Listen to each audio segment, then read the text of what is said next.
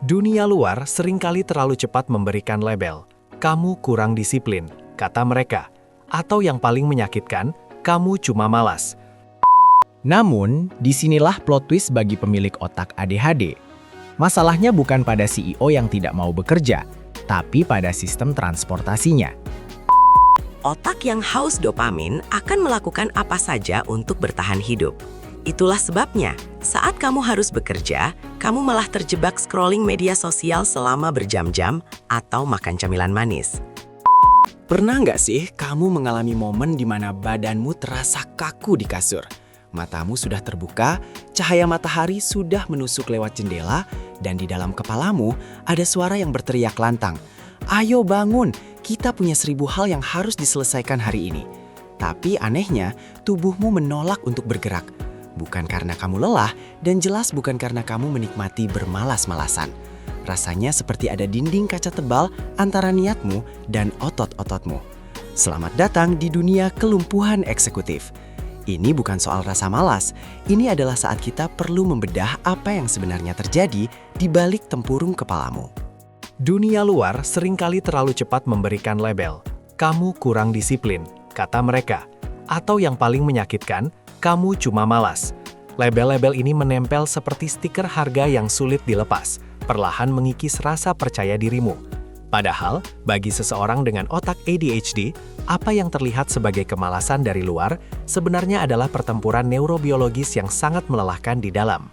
Bayangkan sebuah mesin mobil sport yang meraung kencang, tapi persnelingnya macet di posisi netral. Bising di dalam, diam di luar. Mari kita tinggalkan stigma sejenak dan masuk ke dalam ruang kendali. Bayangkan otakmu bukanlah sekedar gumpalan daging, melainkan sebuah kota metropolitan yang sangat sibuk. Jutaan pesan lalu lalang setiap detiknya, membawa instruksi vital. Di kota ini, ada sistem lalu lintas yang rumit. Pesan dari mata, telinga, dan memori harus bepergian melewati jalan raya saraf untuk sampai ke pusat komando agar tindakan bisa dieksekusi. Kota ini seharusnya tidak pernah tidur dan arusnya harus lancar. Di bagian depan kota ini, tepat di balik dahimu, berdiri menara tertinggi dan terpenting. Ini adalah kantor pusat sang CEO, yang kita kenal secara medis sebagai prefrontal cortex. Tugasnya vital, dia yang membuat rencana, mengatur prioritas, mengendalikan impuls, dan yang paling penting, dia yang menekan tombol mulai. CEO ini cerdas, dia tahu persis apa yang harus dilakukan. Dia tahu kamu harus mandi, dia tahu kamu harus menyelesaikan laporan itu. Tapi CEO yang pintar saja tidak cukup jika dia tidak punya kurir untuk mengantar perintahnya. Dalam sistem saraf kita, sel-sel otak tidak saling menempel secara fisik. Ada jurang pemisah di antara mereka yang disebut celah sinapsis. Agar pesan dari CEO tadi bisa sampai ke tubuhmu, pesan itu harus melompati jurang ini. Pada otak neurotipikal atau otak normal, jembatan ini kokoh. Pesan meluncur mulus seperti mobil di jalan tol bebas hambatan. Niat untuk bangun tidur langsung berubah menjadi gerakan kaki yang menapak lantai. Semuanya otomatis, tanpa drama. Namun, disinilah plot twist bagi pemilik otak ADHD. Masalahnya bukan pada CEO yang tidak mau bekerja, tapi pada sistem transportasinya. Kendaraan yang membawa pesan-pesan ini membutuhkan bahan bakar khusus. Bahan bakar itu bernama dopamin dan norepinefrin.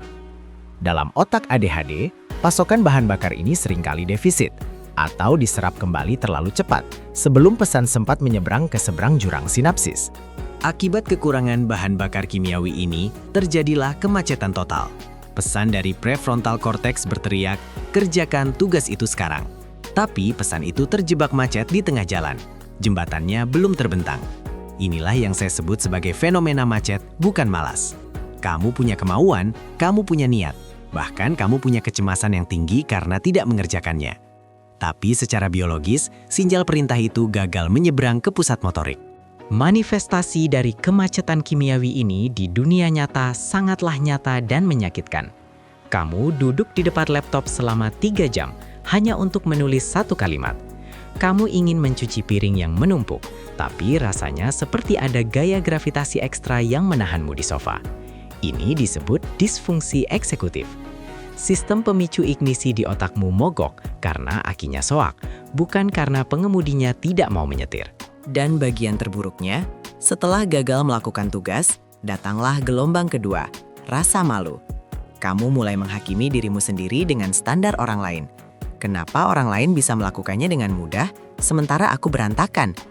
Pertanyaan ini berulang-ulang, menciptakan kecemasan baru yang justru semakin menguras dopamin yang sudah sedikit itu. Ini adalah lingkaran setan yang berbahaya. Semakin kamu merasa bersalah, semakin sulit otakmu berfungsi. Otak yang haus dopamin akan melakukan apa saja untuk bertahan hidup. Itulah sebabnya, saat kamu harus bekerja, kamu malah terjebak scrolling media sosial selama berjam-jam atau makan camilan manis. Itu bukan karena kamu tidak bertanggung jawab. Itu adalah otakmu yang sedang panik mencari sumber dopamin instan dan cepat untuk sekadar merasa normal. Otakmu sedang mencoba mengobati dirinya sendiri, meskipun dengan cara yang kurang produktif. Lalu, apa solusinya? Langkah pertama dan terpenting adalah berhenti memusuhi otakmu sendiri. Pahamilah bahwa ini adalah masalah bahan bakar, bukan masalah karakter. Kamu tidak rusak, kamu hanya memiliki sistem operasi yang berbeda.